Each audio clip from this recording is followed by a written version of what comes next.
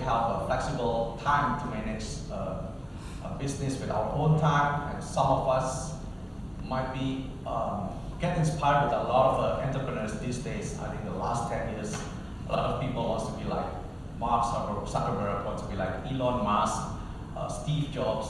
So I think a lot of reason why we want to be entrepreneurs. But my reason is actually because I came from the creative industry. My passion is in designing things, designers, and I always facing difficulties when I'm dealing with clients, when I'm dealing with a business, and I choose to be an entrepreneur because I want to get more money so I can do a lot of my creativity and idealism to create a lot of creative world. So that's my reason, and here is to explain what I'm doing for the past 20 years. Since the beginning, I am a designer. I took study visual communication design. But today I'm having a few business. I'm still running a film studio that we're producing film series that released in the theaters, in cinema. But also because of the COVID time, we get a lot of acceleration with the global disruption through what we call over-the-top, something like Netflix, Amazon Prime, that we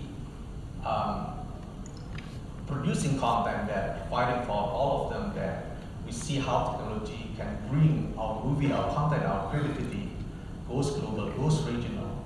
So that what we're doing in the film business, and this is one of our upcoming and the latest movie that I collaborating with Samara. It's one of the top Indonesian film producers that hitting a lot of the box office, and we're about to release it soon at the end of September. And then also, I think one of my longest career, past 13 years, is doing a media business. I founded Femela as a fashion and female media that based in online, and we got merged with the bigger company called Kapan Lagi, and now we're becoming Kapan Lagi Universe as one of the top digital media publishers in Indonesia. I also starting my F&B business by having an interest to exploring and empowering a creative entrepreneur like the F&B and the culinary business. I started as in investors, and now we have a few, I think 5 to 6 different brands in the bars, lifestyle, and also chain restaurant business. And the last but not least, I think this is one of my favorite businesses in the event business, which together with the FGD Forum is one of the forum that focusing on printing and packaging in Indonesia. That's how I met Susi. We co-created Idea Fest 2011, one of my first event festival that focusing on empowering creative industry. We gather every year, bringing a lot of the inspiration from the top talent from Indonesia, regional and global, to speak on behalf of the creative industry trends. And we want to empower Indonesia also to escalating the potential of in creative industry. So that's a few of my business that I built since 2001. But maybe a lot of people asking me, how come you becoming unfocused to do a lot of things at the same time? But I think that's the agility things that I'm about to share with you guys, how I manage and how I start a partnership with a lot of top talents in the industry and growing the business all together. So in the more 20 years, I think a lot of learning that I got as an entrepreneur, you will get a lot of experience dealing with people, challenges, and of course the opportunity that we need to grab. So I will say that we got wisdom from dealing with business. We got wisdom while you lead the team, while you're facing difficulties. You will get a very strong mentality, especially ups and downs, especially when you dealing with 20 plus years. You cannot expect that this is always go on and up, but it's up and down. That's why I said being entrepreneurs is also a tough job, and a lot your mentality will be growing there. And I think where I get my leadership, where I start to learn leadership, I think when I start to have a difficulty to dealing with my team, with the team that I lead. I think back then in 2001 or 2002, a lot of my team asking me questions about, I don't see a vision in this company, I don't see a leadership in this company. That's how I start to learn. How can I learn to lead someone that is actually more senior than me? How can I lead someone that had more experience and also more smarter than me? And there's a lot of challenge. If you don't learn about leadership, you think always like you are the boss, you are the owners, and sometimes you just do whatever you want without you understand like how you lead, how you empower people. I think being entrepreneur, you will learn how to be a good leader. And I think besides the mental, also to get resilient, especially if we are all of us not facing 3 years ago, the COVID happens in all over the world, and in 2 years you're becoming resilient, how you survive, how you pivoting the business. And I think also I learned a lot about how dealing with partners. To be fair, I think a lot of the partnership breakdown is because you don't understand how you share things, and sometimes you always want to say win-win in terms of like dealing with the partners, but sometimes it's a win-lose situation. Sometimes you want to win, but you give other partners lose. So there's a fairness also something that I learned. But I think agility is something that I found it how I built the business, and to be more flexible, to be adapting, to be aligning with some of the trends and transformation which happens in our industry. I think a lot of articles, a lot of trends talking about the agile mindset, talking about being an agile entrepreneur. So yeah, I have a terms which it's the mindset is where we start whatever that we do, the planning, the directions. So agile mindset basically for me is a thought process, it's a way of thinking, the way we see how we understand collaborations, how we keep updating with the trends, how we learn, how we staying flexible in terms of the uncertainty times of a business in the era, where I think the biggest shifting is the digital transformation in all of our business in the world. So how can you tap the opportunity? How can you be adapting to that kind of opportunity that you will achieve the high-performing result out of it? So I think a lot of the traditional mindset when you want to create business and you want to achieving the goals, something like you want to have a vision to build an automotive business, and the old mindset perhaps you will start with the things how you get the wheels and making the cars in the linear process. So you build the wheel first, the structures, the body, and then you get the cars. But sometimes it's difficult. You have the vision directly, you want to build an automotive. Sometimes this is one of the agile mindset that I learned, that if you want to have a big vision, sometimes there's a few steps you need to do. And sometimes also for me, besides I entering the business, I sometimes start to invest in the business first. So I learned from the people that been doing it very well and being expertise in that kind of industry. I partner with them. Sometimes I contribute other values than what he's doing. So if you're a printing company, sometimes you're doing really good in optimizing the scale of productions, getting more projects, but sometimes you have another partner to fit in and scaling your business in regional, in global, with the help of the technology and global distribution tools.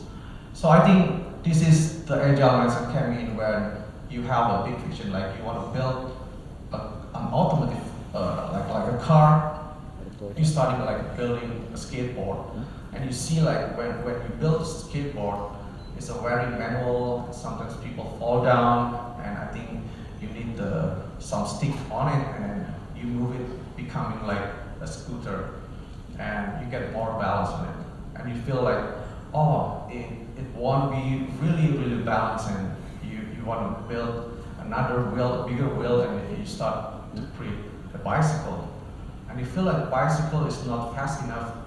You adding some more kind of other collaboration, adding the machine on it, and then make it more faster, and you're becoming like building a motorcycle, until you know that, I think we need to make that all the family can travel together with some vehicle, and you start building the cars. So I think that's the mindset where all the puzzles, sometimes it takes time to make the dreams happen as entrepreneurs. You start from small things, you feel you are expert on it, and then collaborating with others, adapting with the trends, adding some kind of technology trends into your business, and you're achieving some of the bigger goals. So a lot of the two different mindset on the way we building business. I think in our old generation, in our parents, when they build business, it always be a linear type of modeling. And sometimes over the 10 years, over the 20 years, it's the same process that they're doing the same things. Like when you got to build something, you starting with the requirement of the team, and you start designing the plan, and you wait when the manufacturer will implement the products, and you start testing, launch it, and then you have maintenance on it. It's a very linear process.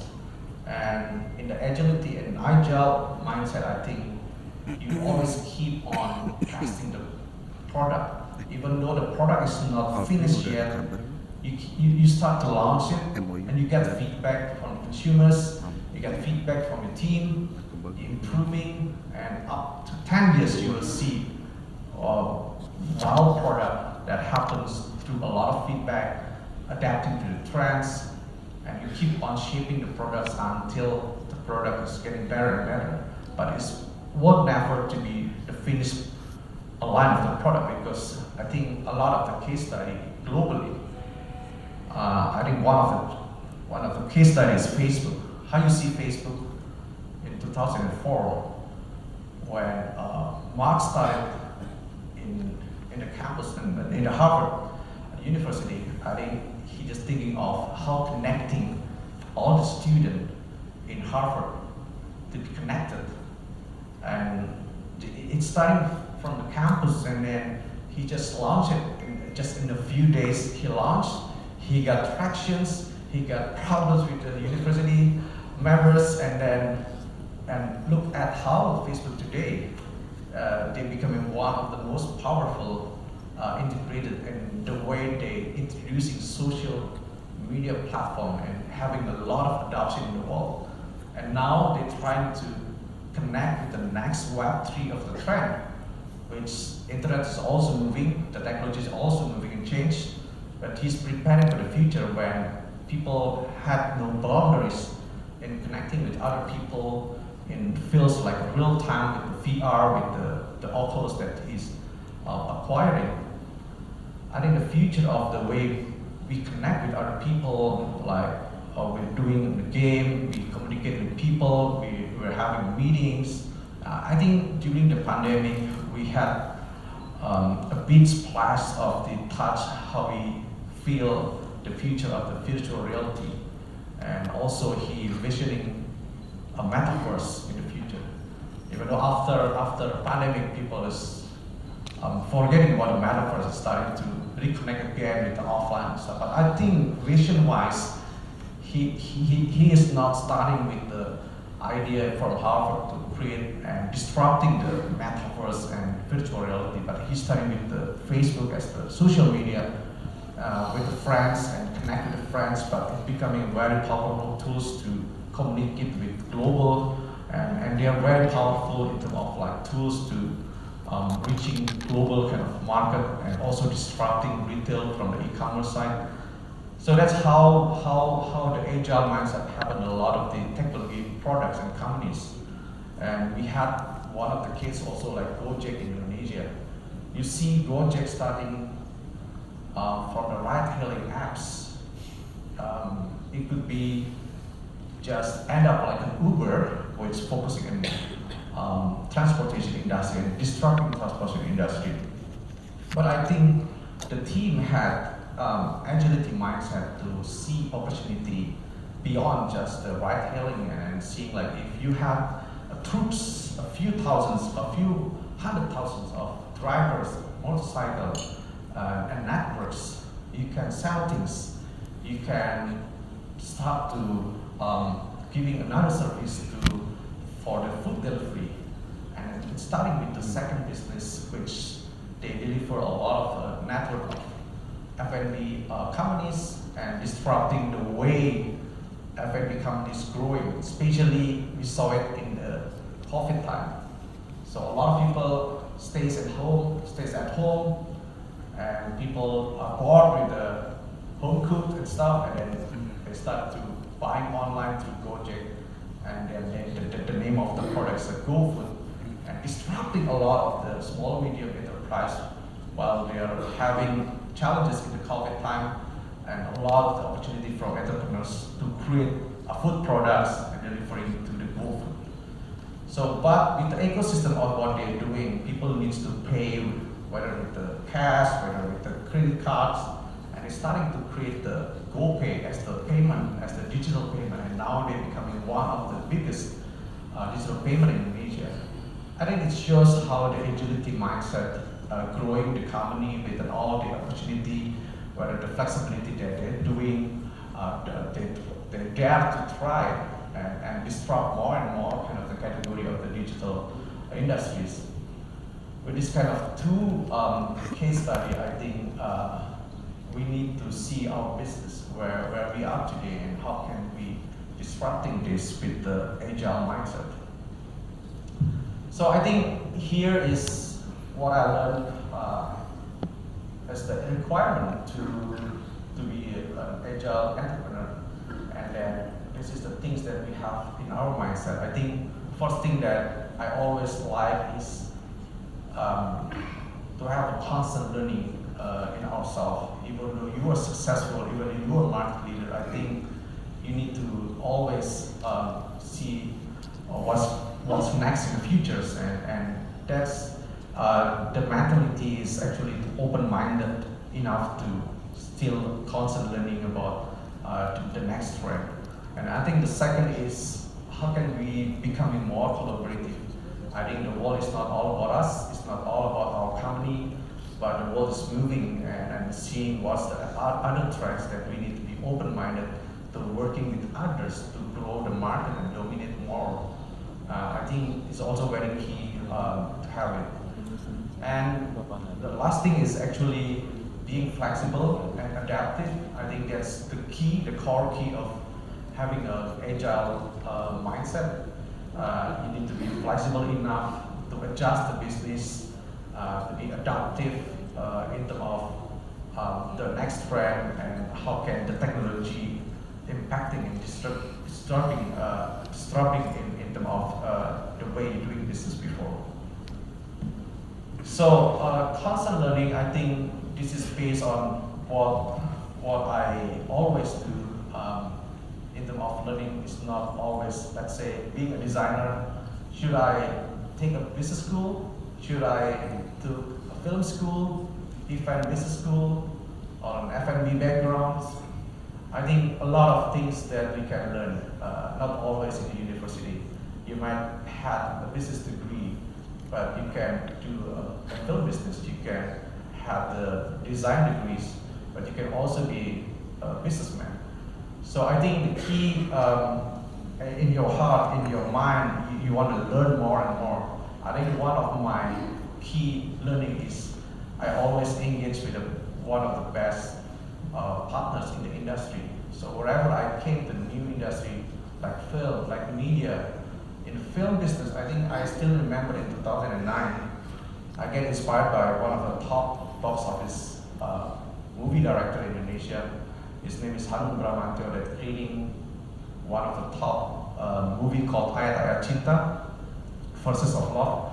It's been hitting like 3 million ticket admission at a time, I think around 2009 or 2008.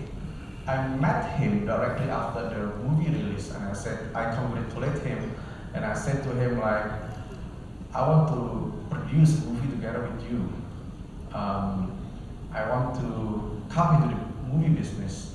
I think I can adding value to you by helping you business, helping you raise fund, to help you get sponsors, because he might be very good in producing movie, but I'm good in doing business.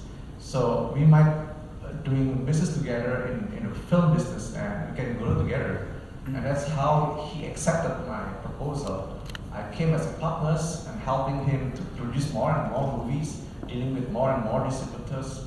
And that's how I learned it. And he opening me to a lot of the ecosystem in industry. He connect me with the theater, cinema owners. He connecting me to a lot of the crew and filmmakers in Indonesia. And I got exposed with a lot of the understanding about this new film business at the time. And that's how I get learned by the right partners, by the top and experts. And actually it's very fast for me to catch up. But I keep on my positioning that I'm always be the business partner of a creative business, of a creative talent. So my expertise is in doing the P&L, doing the marketing plan, doing the fundraising, dealing with investors. So I always keep my positioning right wherever that I met media people, when I met F&B people, when I met maybe even organizing business too. And I think second to that is the way I attending a lot of conference festival until I founded my own festival, MyDFest. Since 2001, I think I joined to one of the biggest marketing forum in Indonesia, called Marketing Forum by Mark Plus from Herman Kerjaya, as one of the marketing guru based in Indonesia. I started to joining him because I want to learn from him, his way of thinking and the way he cracked the marketing industry. And then I will say through that 2001 till today, my marketing mindset it came in from him. I keep on reading his books, coming to the conference, the forum of what he's doing as a big marketing consultant. I think conference bring me a lot of the ideation, and I think it's a lot of inspiration giving me to a few of the festival. I came to some of the global creative festival like South by Southwest in Austin. I think when I came there, I met 3,000 plus different topics, from printing, from music, from films, fashion, metaverse, anything. So with that kind of the sessions, I grew a lot of the ideations and idea that what I can do in Indonesia and something like that. So I think attending events, attending conference, is enrich your network, enrich the ideation in your mind to grow more towards that. I think the third one is keep on reading and watch video today, because the previous era, I think 20 years back, it's very hard to find a reference like today. With the internet, it's very easy. With the mobile, with the TikTok, with the YouTube, you can search anything. So the number one search engine today is TikTok. So you will find anything of the reference of the world through TikTok. In my generation, in around 2000, I think when I start from finishing my study and starting my own business, I still remember when I get reference of design, I have to buy Rockport Publishing. This is one of the top design publishing books. So very, very expensive, around $35 for one book. But today to get inspiration of design is so easy. I can get it through Instagram, I can get it through Pinterest especially. And today's with the AI, unlimited of resources you will get. How you get colors, how you get type of fonts, how you get layouts and stuff. So it's the sky's the limit to reach anything through whatever that you read and whatever that you watch. So I think also like a YouTube, Netflix, it's not just entertainment. I think when you watch a lot of the documentaries in Netflix, you will enrich a lot of knowledge, you will enrich a lot of the inspiration. I watch a lot of the CAP conference kind of contents. There's a lot of inspiration. You can tap anything about the trends from the sustainability project to the healthcare, the future of healthcare, education.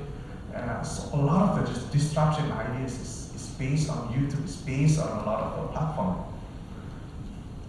So that's the three type of the way I learn, and I think the mentality of it. The last thing is how we having a dare to try. I think to come into a trial is very important. You start to try something with the new partners. And sometimes you have an opportunity with the friends, with the industry, and people is asking you to, would you like to join and try this new business? And I kept on open to all of that kind of opportunity, as long as in the creative industry and the same mission how I can elevating creative industry to the business. Yeah, that's basically number one, how you get constant learning by a lot of the activities that you're doing to keep open there. I think second is the collaborations.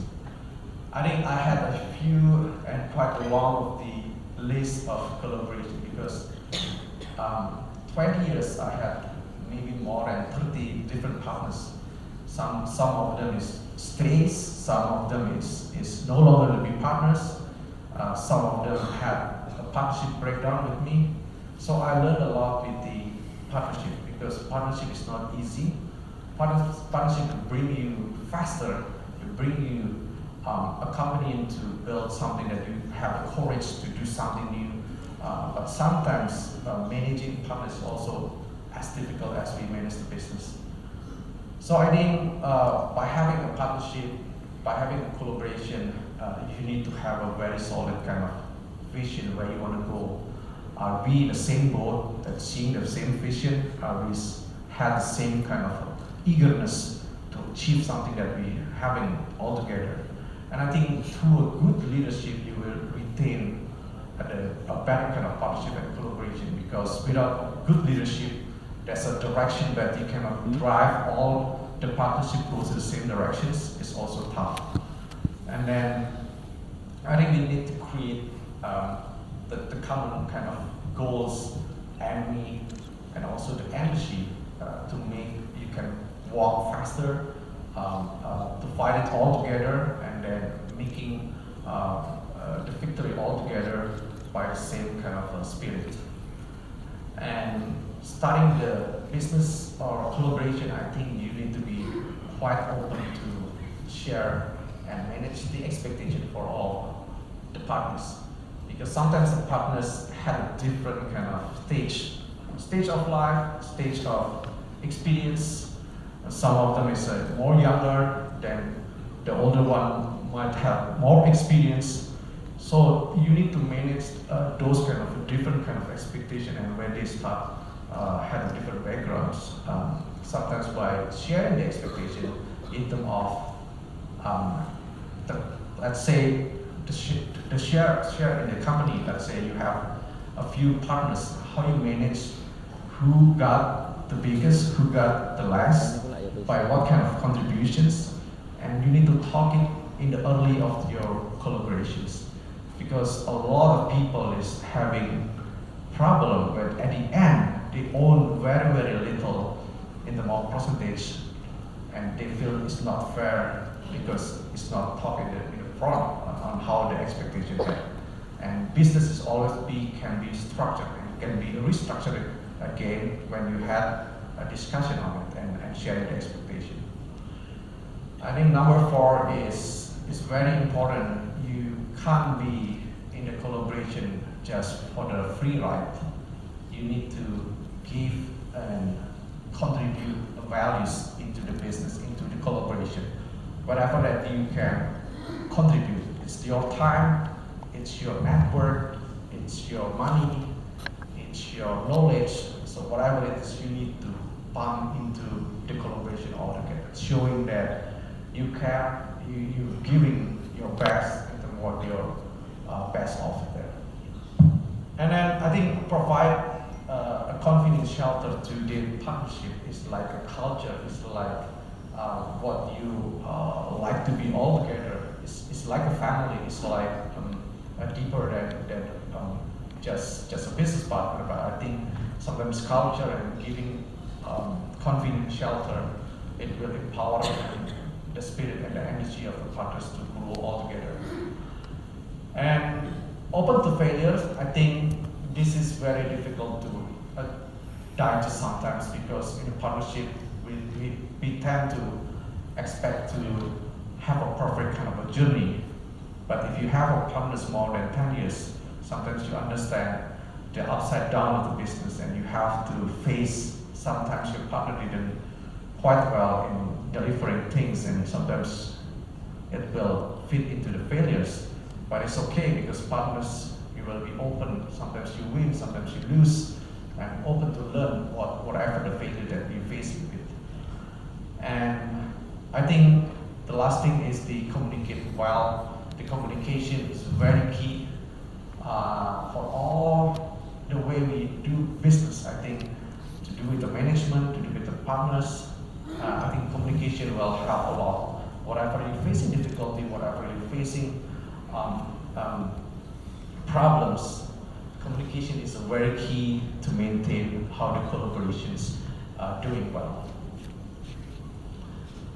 I think the third one of the requirement is how we becoming and being adaptive to all the trends. I think back then, in 20 years ago, I think I had the experience on the disruption by the internet, like the Yahoo and the Microsoft had in the disruption at the time.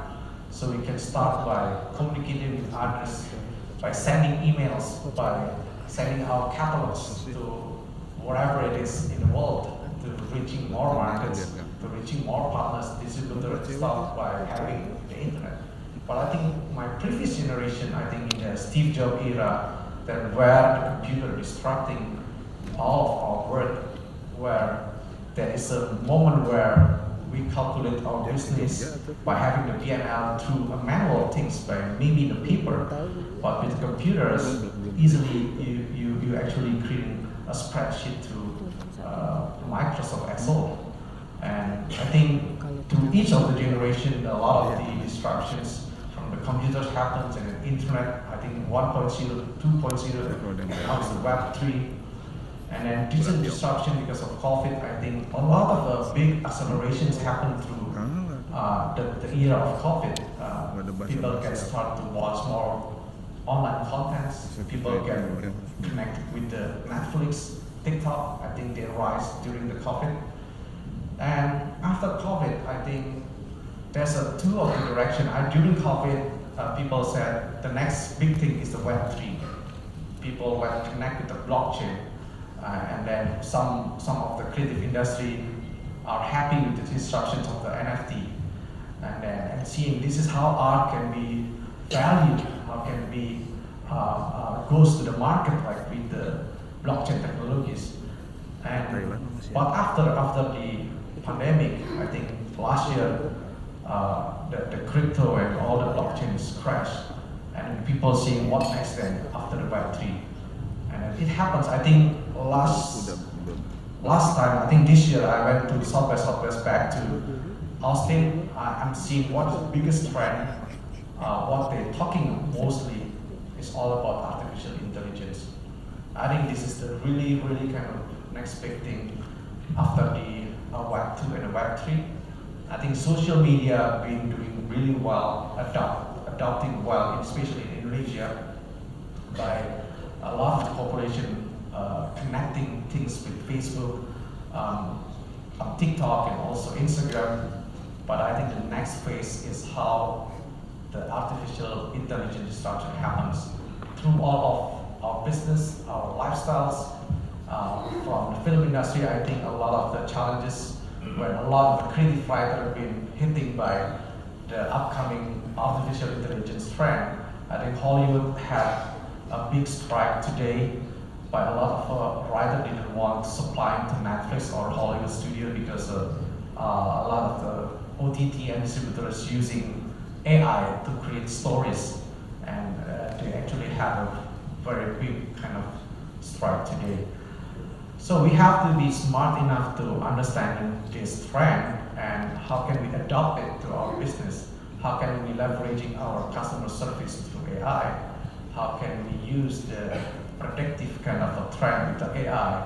How can we use a lot of the simplicity to help our business better by having AI inside of it? So I think being adaptive is very important for all of us as being entrepreneur to be adjusting to whatever trends. So yeah, here is a few of the case I think I started to share about the project today. In Indonesia, I think everyone shifting around buying stuff, buying food, paying stuff through digital platform from Gojek, GoPay, GoFood. And I think this few of the platforms, especially the technology platform, been rising thrive during the pandemic because we can't go to any concert, we can't go to any theaters, including my business had a big problem because we set a film studio back then in 2009. Sorry, I come back to the film business since 2009, and then we vacuum for the last 7 years until 2009. We re-released our movie and hitting the box office in 2019. We got 1.8 million ticket admission at the time with Joko Anwar as the film director. But 2020 happens with the COVID, so we produced a few of the potential projects, but we stopped because we cannot have to release the movie in theaters. But thanks to Netflix, thanks to Video.com, thanks to a few of the top platforms that helping us to buy and license our movie and spread it to all of Indonesia can watch it, all of the regional Asia can watch it, until global of the audience can watch our movie. And that's how we connect with Netflix, and they kept on ordering movies and series from us. So now we becoming one of the preferred partners from Indonesia to supply content to Netflix. And I think that's the way I think we see opportunity and being agile enough to adapting the way we dealing business. It's not only releasing movies to theaters in the limited screen in Indonesia, but through the opportunity of Netflix, our movie can be released globally, and you can reach more audience to watch the content and the creativity of what you're doing. I think also in e-commerce, I think e-commerce get a lot of the disruption during pandemic. I think a lot of housewives buying stuff from Shopee, from Tokopedia, from Blibli, and that's how a lot of the e-commerce doing really good during COVID. So I think one of the case study that I will share is the TikTok, like the way how they started in 2012, which by then is starting to create a company as a social media and a parallel due to ByteDance. There's a company called Musical.ly that been founded in China and doing not really good at the time for disrupting the social media when Facebook and Twitter is doing really well at the time with Instagram. They just launched it. But I think China company had more agile to adapting the way the technology should adapt. It's not just being a regular social media, but they are inventing one of the biggest trend. I think when social media before you posting thoughts through Twitters, like a few paragraph of writings. You kept texting on Twitter and you posting stuff in Facebook, but TikTok tried to disrupting with a vertical short and snackable video, and people getting addicted by swiping contents very easy and very addicted. I think when I saw TikTok at the beginning, it's a really good video-based social media. I cannot think that TikTok disrupting music as today. I don't think TikTok was created to disrupting a retail industry as today. But today, with the 1.6 billions of users, they are number one in terms of engagement rate. They are having an average of 16 to 18% engagement rate in the platform. Due to YouTube and Instagram is around 2 to 4% only. So very big difference. But if you see the perspective of content creators, company like us, we see, the opportunity is to create vertical video and try to engage more audience to our video, and hoping we get advertising revenue to the content that we share. But TikTok thinks differently. TikTok disrupting the way they creating a live commerce, a social commerce, is really mind-blowing of the disruption that I'm seeing. Because of the high engagement rate, TikTok seeing people will buy stuff impulsively when people try to sell things live with a discount, with a real time, and there's a yellow, what they call it, basket. They just click and convert it to the sales without you have to go to the other e-commerce like Amazon or Tokopedia. But that kind of disruption doing really well with a lot of people who watch the content. I think 80% of them is engaged and converted to the sales. So it's a number one upcoming e-commerce platform, and they call it social platform, social commerce. So from the social media, from the music-based, from the video-based kind of social media, becoming number one social commerce globally. I think in Indonesia they already passed from the Tokopedia as one of the leading before. Now it's Shopee and TikTok who get the biggest kind of the revenue from the commerce.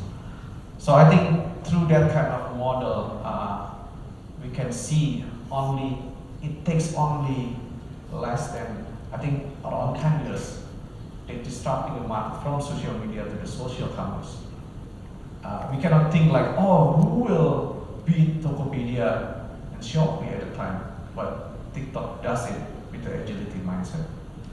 So here is to close my presentation, I just want to share on the way my agile mindset, how I start my business in '97. That's before a real business that I set up with creating a legal entity and stuff. I still sitting in the high school. I started a design company because I can design. I can use Adobe Photoshop and freehand at a time. So I start as a high school student creating design company and try to understanding printing and dealing with the with the offset printing at the time. When we have to create films, traditionally we have to cut the paper, finishing it with the right kind of design. So that's what I'm doing in the high school. That's why if you look at this kind of very kiddie kind of design, magic design and printing, I created 19 years old at the time in the high school. So that was my dream to create a creative industry business. I love films, I love design, and I start a design company. And starting with the design company, I see what's the industry is doing. After we can design, we can consult to clients how to create a better design. I start to learn there's a higher hierarchy above the design company. It's called branding consultant. So branding consultant also doing a service to the corporate to basically designing their brand identity, their logo. And then I met Lander Associates. I think that's one of the best branding company back then, around 2000. they basically helping a lot of government, state-owned company, I think Pertamina, BNI, and a few of the big banks that they've been helping to rebranding and making the look more fresh, more engaging to the consumers. And later, one of the chief taught me that you can grow from the design company to a branding consultant by adding more strategic consultant inside the company. You need to learn about research. You need to learn about how the corporate's doing. And then I kept to learn how to be consultant, how to be a better consultant, and start with one of my small clients to helping grow the brand and making all the corporate identities and brand identities. And I start to see, oh, branding consultant is very close to the communication agency, like advertising agency. When you rebrand a company, sometimes you need to get help from the advertising agency to launch it publicly through TVs. You will see the new Pertamina branding campaign, the corporate campaigns, and how you show the culture, how you show the vision over there. And then I see advertising agency as one of the lucrative potential business that I can extend from branding consultant. So from the consultant side, I learned how to communicate and dealing with a lot of the marketing department, marketing directors. What's the goal of the campaign? To rebrand the company, to induce more sales. And I kept on learning that advertising had a few of the field, like to produce above the line TVC, integrated kind of campaign through print, radio, out of home. And then at the time, there's a upcoming trend to extend in the activation, to create events for brands, to product launch. And then still there's a design job, there's a communication job, there's an event launching job. And then I kept on search who's the best in the industry.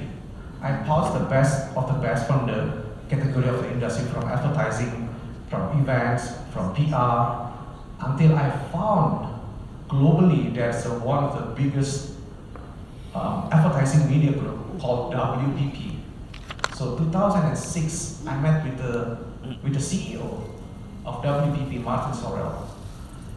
And I asked him, what's going to be the next trend of the advertising industry? And he said, Ben, I think you should focusing on the next trend, which is digital industry, digital marketing, digital agency. That's where we're going, because Google is start to disrupting Yahoo at the time, and there's upcoming of social media. That was 2006, I met him. And I start to see WPP as the benchmark of global advertising and media agency group, and I start to create Optovate, and I want to mimic them. I want to be the WPP of Indonesia. It's a small, I have advertising, PR, digital design, brand consultant, and then starting to create digital agency in 2008.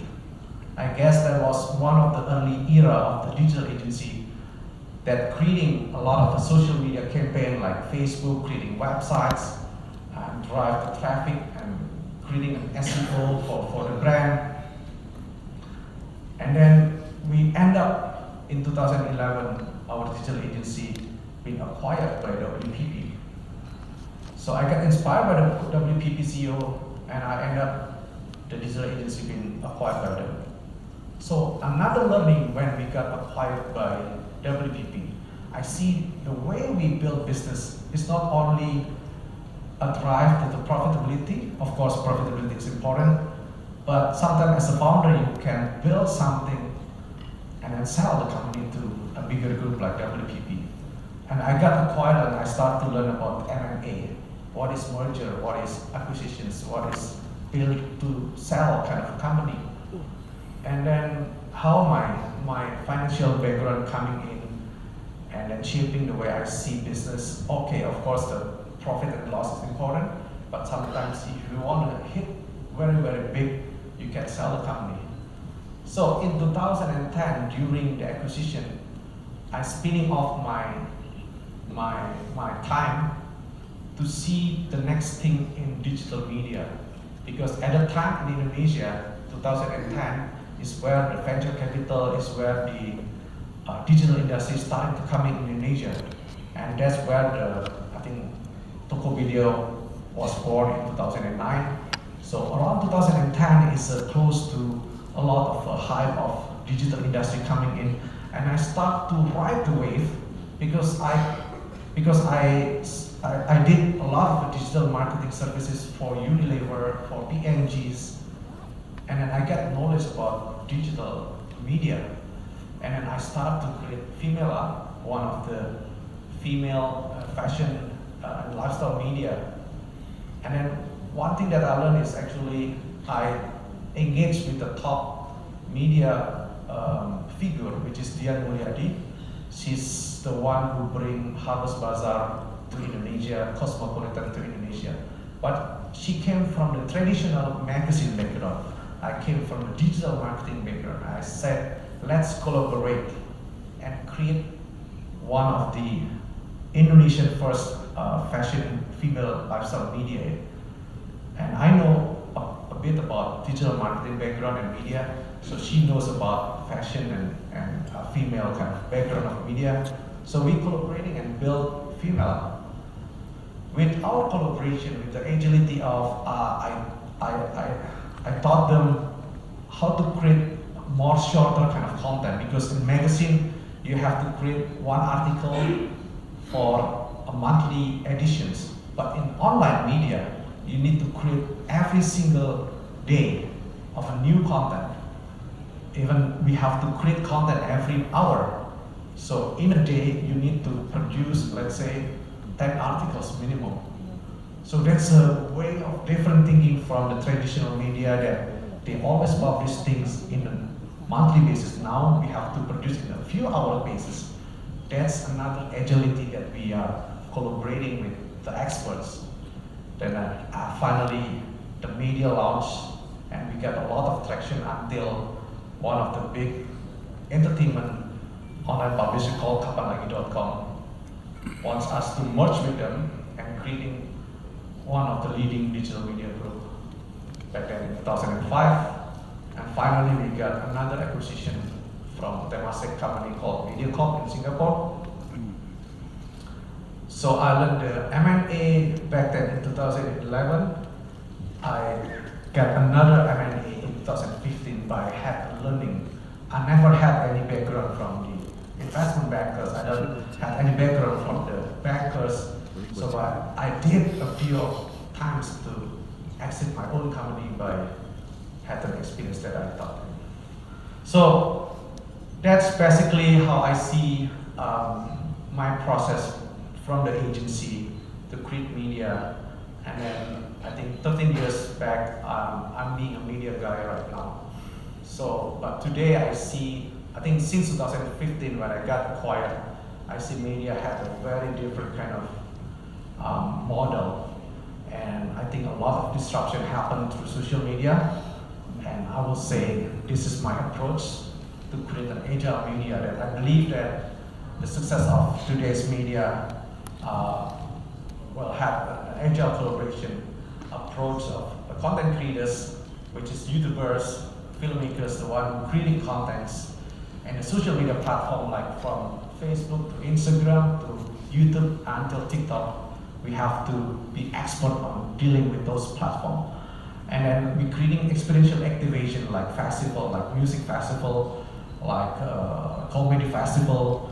So with those kind of experience, you will get a lot of content exploitation there.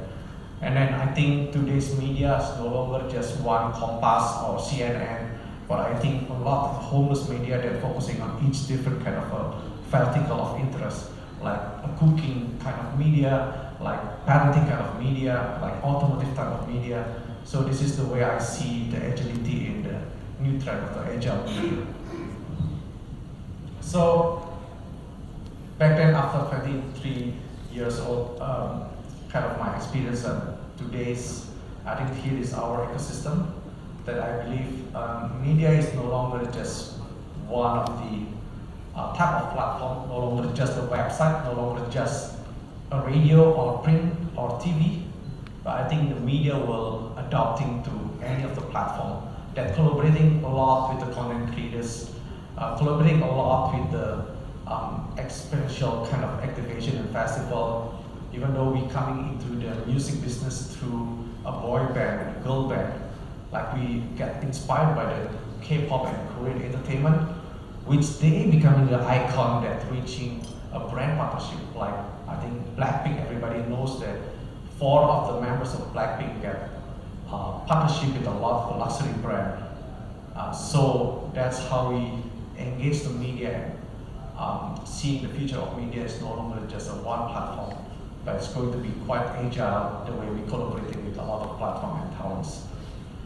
So this is my slide, last slide that I'm seeing, and just giving you guys to see the upcoming trends, especially starting this year. I think with the TikTok disruption, with the social commerce, I think we all need to be ready, whatever that we're creating products, whatever that we're selling our services, using talents that no longer just creating contents in the social platform, but they start to differentiate their position, no longer just a key opinion leader, but the key opinion sellers. That a lot of the, I think the traditional way is the sales promotion girl who's actually selling in their exhibitions, but today is the social commerce who had the live commerce talents to sell things in a very easy way. I saw that a few of the celebrities selling things in I think 500K US dollar, 500,000 US dollars in 1 hour.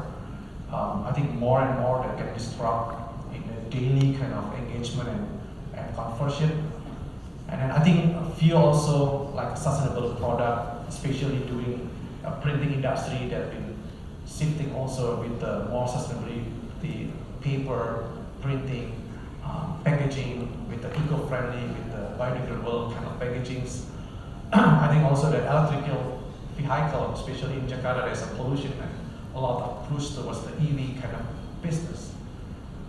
And the last thing that I keep on talking today is the AI, the future of AI, how all of us, especially in the printing industry, can utilizing the upcoming trend with the AI, can help you reach more customer, you optimizing margin and profits to help customer using AI through your optimizing printing, ink and everything. So I think let's deep dive with the agile mindset to increase performance of our business. Thank you very much, guys.